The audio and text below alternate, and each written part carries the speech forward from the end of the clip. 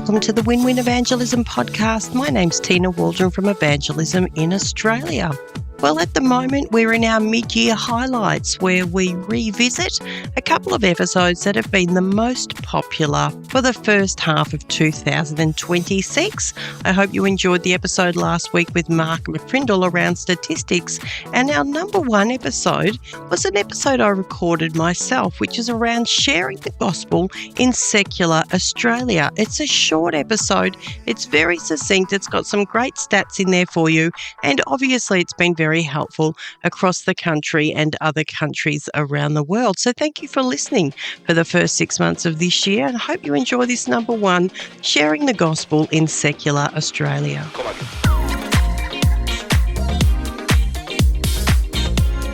Today I want to talk about something that I think a lot of Christians feel but don't always know how to articulate.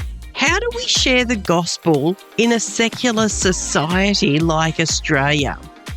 Let's be honest, for many of us, it doesn't feel easy anymore. It can feel a little bit awkward, misunderstood, even a little bit irrelevant. But what if the reality isn't that Australians are closed to faith? What if we've just misunderstood the moment that we're in? Let's start with the data. The other week I was talking a lot about the data and talking about information from Mark McCrindle and his research, and you can go back and listen to that episode. But according to McCrindle research, Australia is becoming less religious, but not less spiritual. In fact, around 68% of Australians still identify with religion or spirituality, and more than half believe in a higher power. At the same time, the number of people identifying as having no religion is growing rapidly. So what does that tell us? Here's the key insight for me. Australians haven't rejected spirituality. They've redefined it. Faith has shifted from being institutional to personal. It's shifted from structured belief to individual exploration. And that changes everything about how we share the gospel. For me, this is where it really gets interesting. You know, the research from NCLS shows that spirituality is strongly connected to well-being, life satisfaction, and a sense of purpose.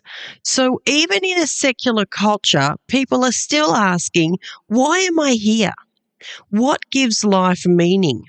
What do I hold on to when things fall apart? So the issue isn't that people aren't thinking spiritually, it's that they're not looking to the church for answers. You know, we also need to slow down and really understand something that is crucially important, because if we get this wrong, we'll keep having the wrong conversations. According to McCrindle research again, the move away from Christianity in Australia isn't primarily driven by people carefully examining the claims of Jesus and deciding that they're false. It's often driven by personal experience, perception, and trust. In other words, people aren't always rejecting what Jesus taught.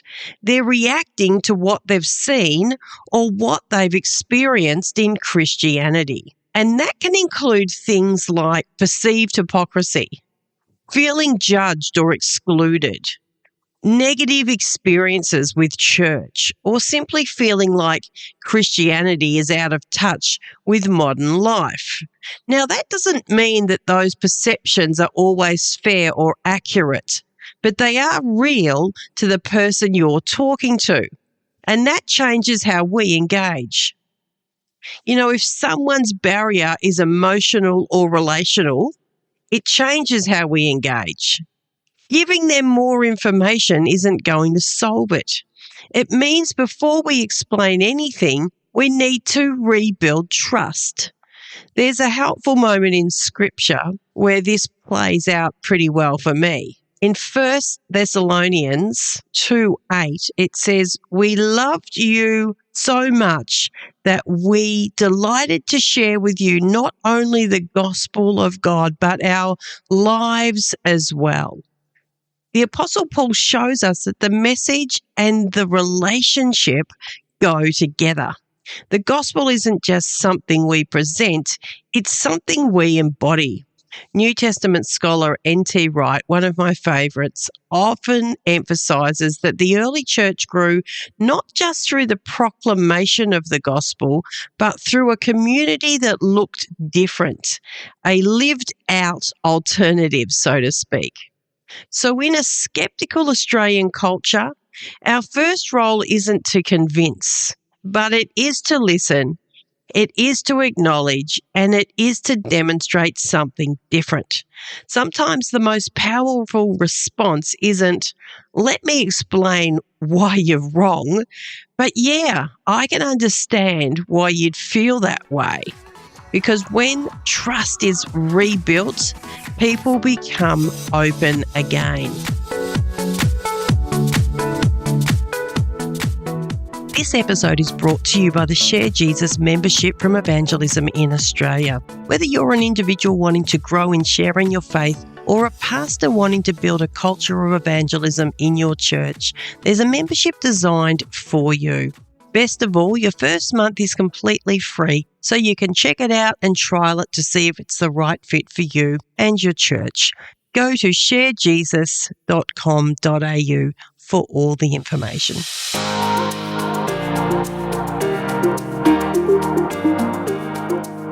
Here's something that might surprise you.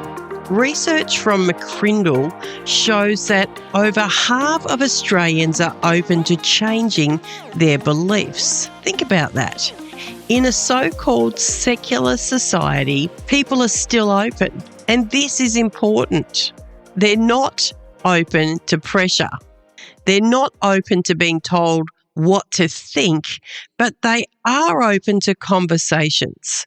They are open to authenticity, and they are open to meaning. So the opportunity isn't gone, it's just different.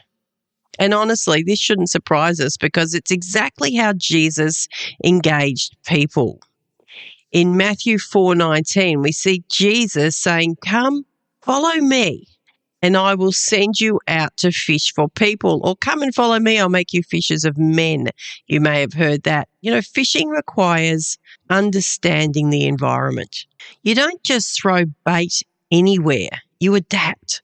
And Jesus constantly met people where they were. Take the woman at the well in John 4. He doesn't start with doctrine or religious law.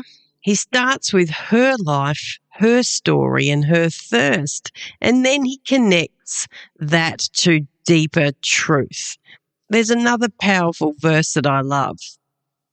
"I have become all things to all people, so that by all possible means I might save some." 1 Corinthians 9:22. The Apostle Paul isn't changing the message, is he? He's adapting the approach. Theologian John Stott put it this way: "We must not sacrifice truth, but we must communicate it in a way that people can understand." And that's exactly the tension that we're navigating today. So practically, where do we start? Well, not with church and not with doctrine, but with what people already care about. And in Australia today, that's mental health, its purpose, its relationships, and its justice. So instead of saying, "Do you believe in God?" you might ask, "What do you think gives life meaning?" Or what helps you get through the tough times? Or do you think there's something more to life? Because that's where people are already thinking. And this is where I think we need a mindset shift. Evangelism today isn't about making people more religious. It's about helping spiritually open people discover Jesus. And that's exactly why we're doing what we're doing with evangelism in Australia. We're equipping everyday believers with language, with confidence and practical tools to navigate basically this culture, not the one from 20 years ago. So if you've ever felt like, I don't know how to share my faith anymore, you're not alone. But here's the truth. You don't need to have all the answers. You just need to be willing to listen, you need to be willing to ask good questions, and you need to be willing to point people to Jesus in a way that makes sense where they are at. Because Australians aren't closed, they're actually searching, just not always in the places that we expect. So thanks so much for listening again this week. And if it's been helpful and you think differently about sharing your faith, I'd encourage you to explore some of the training and resources that we're developing through Evangelism in Australia. And maybe this week, just start one conversation, not to win an argument, but to understand someone's story. You know, the gospel hasn't lost its power. We just need to learn how to share it in today's world. Thanks for listening. I'll see you next week. We're here to tell a story with a lasting impact. We're here to win, win, win. It's a journey, it's a process, it's a conversation.